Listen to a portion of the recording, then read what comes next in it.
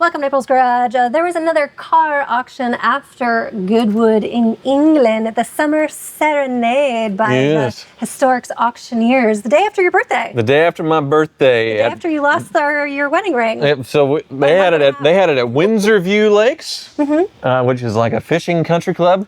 I went to Grand Lake for my birthday in Oklahoma, the Redneck Riviera. That's right. And yeah, I'm wearing a silicone ring now because mine I did the whole, Titanic, threw my ring into the bottom of the ocean, or, not the heart of the ocean, I just went plop. You were such a guy. I guess it was a little bit loose on him for a while, and it fell off in the water sports that we were doing. Yeah, water sports. Exactly. Jake giggled because we were tubing and skiing and things. Anyway. It was my birthday, but we didn't get that crazy.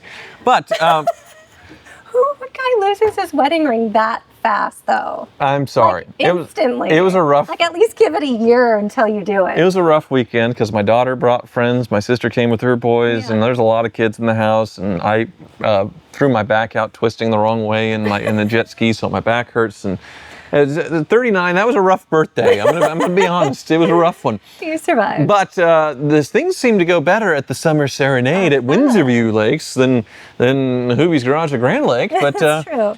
What's fun about this one and the lots that I pulled up are all the, as they would call it in England, the cheap but cheery cars. Oh, I like that term. And there were so many amazing cars that feel like they were amazing deals. Right. But a lot of it has to do with it being right-hand drive. And in England, prices are lower, it seems like, at collector car auctions.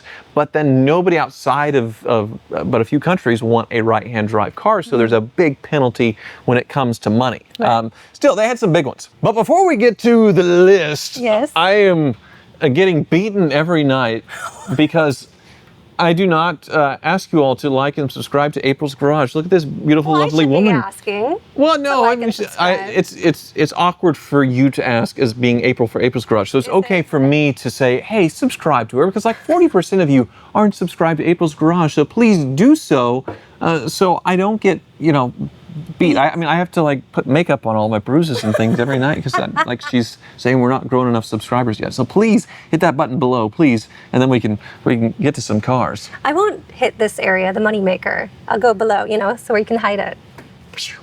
Why do you always hit me in the balls?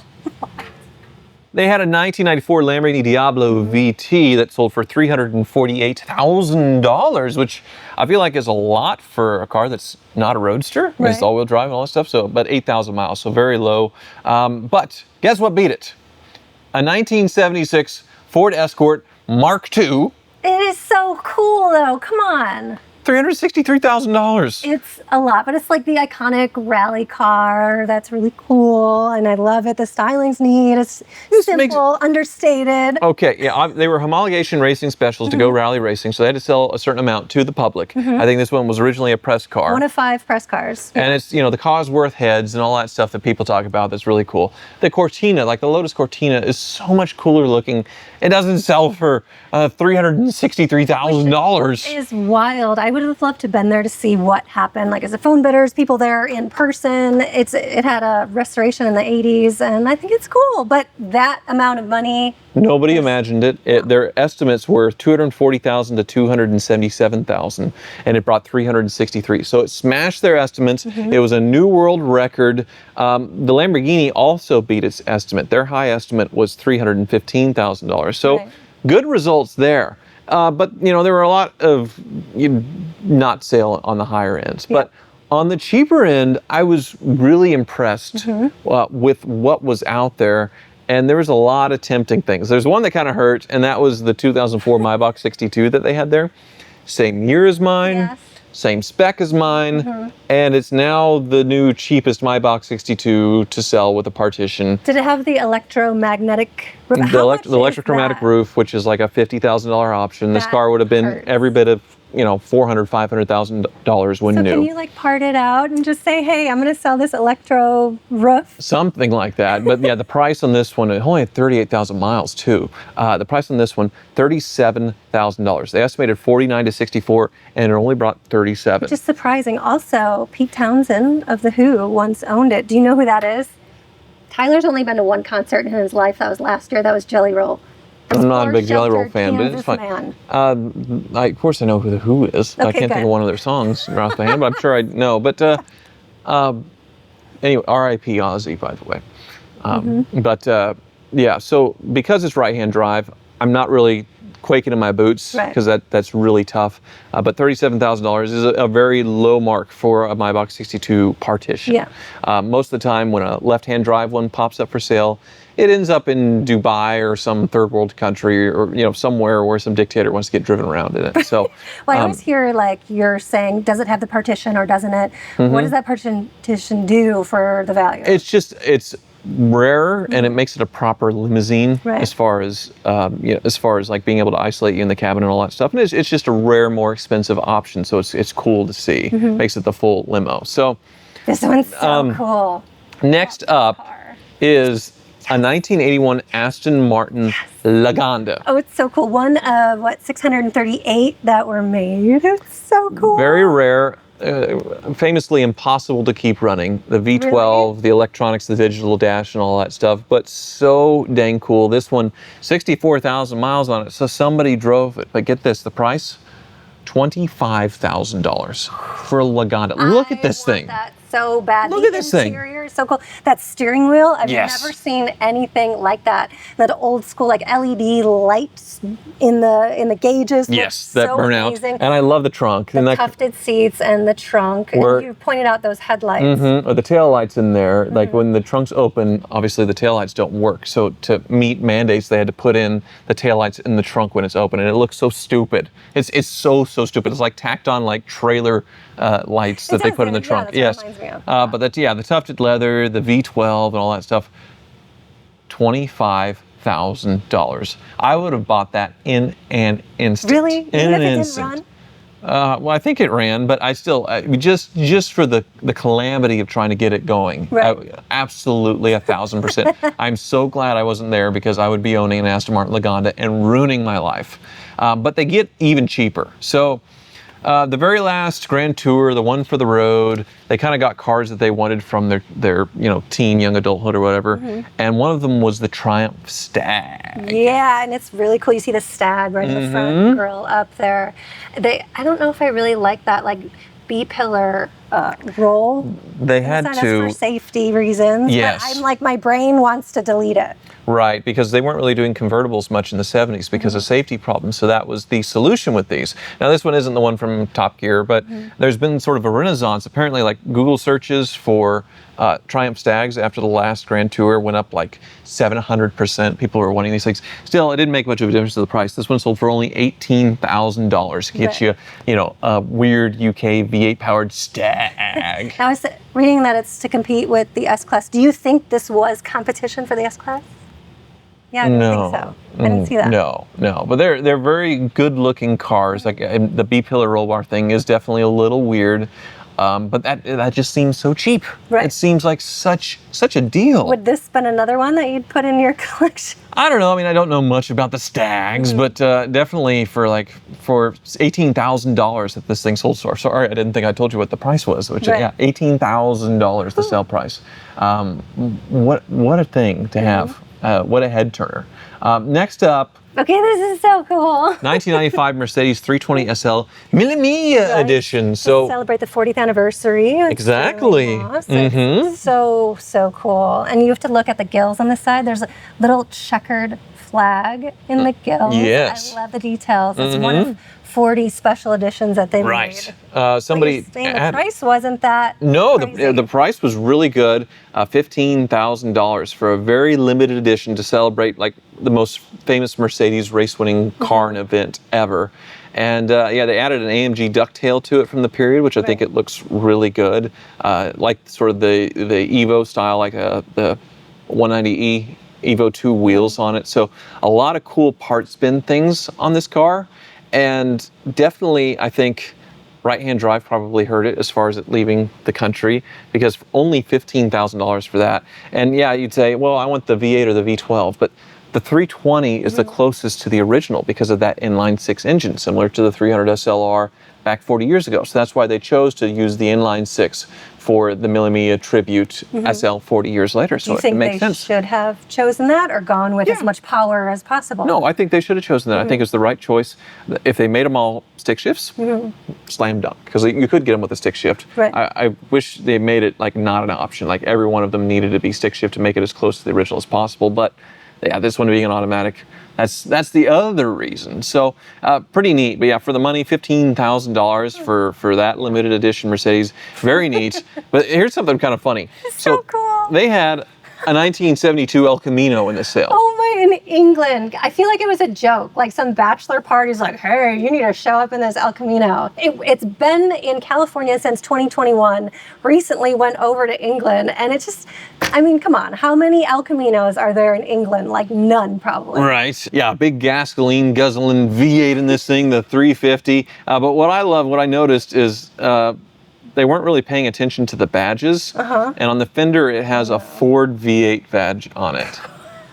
Why they needed to do? I mean, obviously they're showing off that it has a V8, but yeah, Really? that's kind of odd. It just reminds me when like frat boys get like Chinese tattoos, but it says something completely wrong, and people don't even like really notice because we don't speak Chinese. Right. But I feel like in the United States, like a V8 stick shift 72, which is the last year kind of the cool look that everybody likes, probably, $20,000 to $30,000 vehicle, wouldn't you think? Sure, You'd agree? of It's been course. this kind of Depending condition? on the condition, yeah. This one, $11,398. In British pounds, it was 9,700 pounds. Right.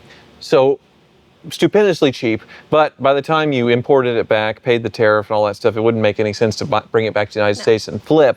But yeah, somebody in England now has an El Camino for $11,000. That is the best party trick in England by far. Right. So now we're going weird, and I don't know what this is. I've never seen it before, so this was like a learning experience for me because I thought, what fiberglass kit car is this? Right. And it's not. It's an aluminum body. They call it the Panther Kalista. It kind of looks like those Tiffany's we sell once in a while. But it's not. It's not like a kit car. So this was actually a company that was making British sports cars that got sold to a Korean guy named Young Si Kim. That wanted to, here's one of these billionaires buying a car company to make cars. Right. And he went all out and decided to make these alloy body, pre-war looking funky things with Ford V8s in them. What completely kills it for me is that steering wheel. You've got this old looking type of body style on it, beautiful, elegant, back in the days where it was an adventure to go to the store, anything in your car. And then this, I don't even know what to call it. Jake, come here. It ruins me. Come look at the steering wheel. It's awful. So Jake's going to be very offended. Oh no. Is it a BMW steering wheel? No. It looks like an 80s S10. Okay. It's not good. It's an American. Yeah. Yeah, it looks like a Cavalier or something from the early I thought 80s. I thought it was a to steering wheel, so I thought he'd immediately. Because to me, it looked like it was like one of those Well, Ford it would Escort make steering sense wheels. because they use Ford engines in them. Yeah. But it throws me off. So completely. very oddball. You'll never see another one. This one sold for $9,011, which is an interesting. I mean, it's 65 or 6,800 British pounds. Right. But then the conversion puts it at $9,011, which is an interesting coincidence as far as like. Not Don't that like. Yeah. So weird. Interesting, but yeah, you get a pre-war looking Ford V8 alloyed body sports car for $9,000. Right. So cheap. Next up, 1989 Lotus XL. So this is the 2+2. So the Lotus Esprit, had the engine in the back or mid-engine.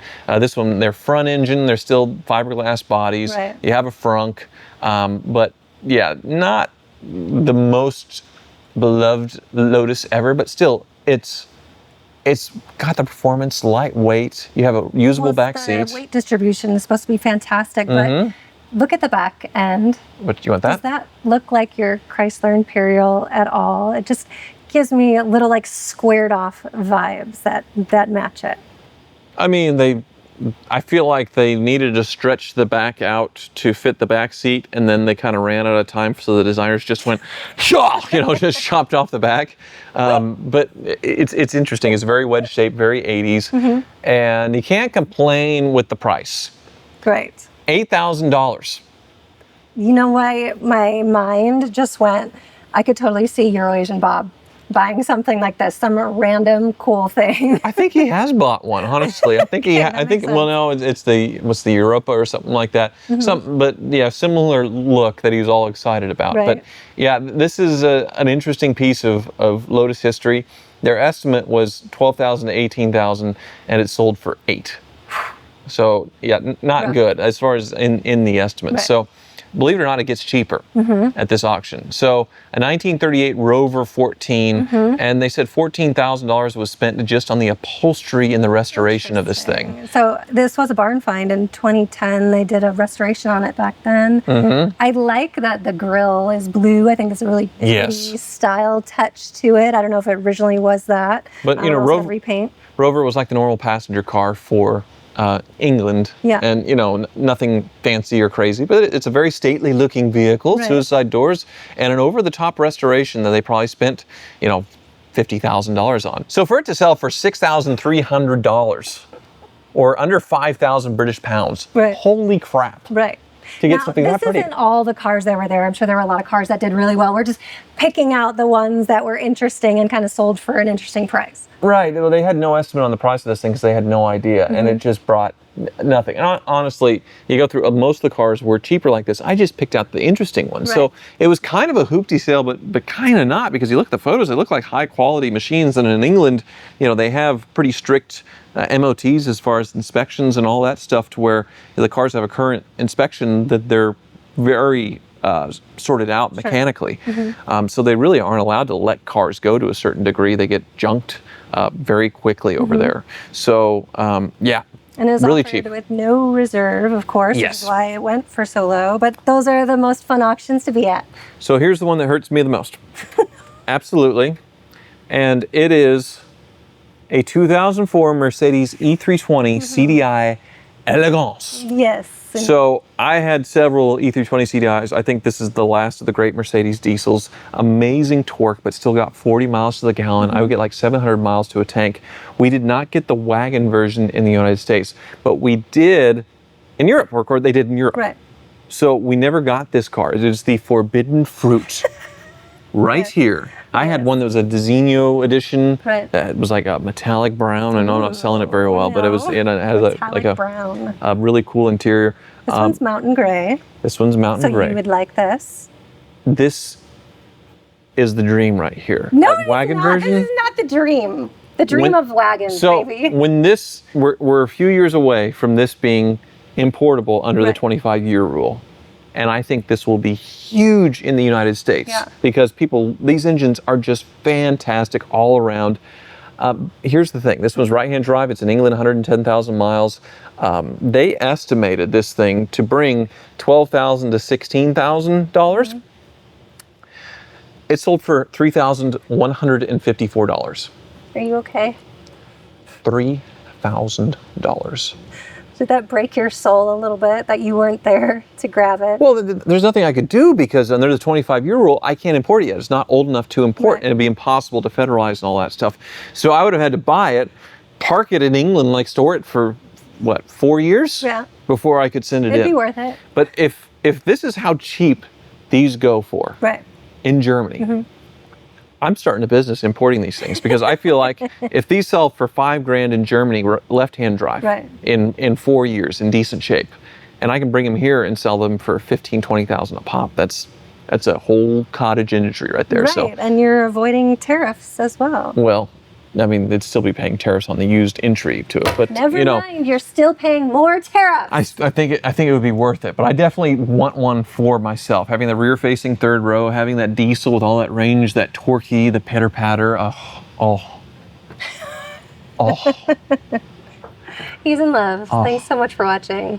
We need to go there. I think it'd be fun. Yeah.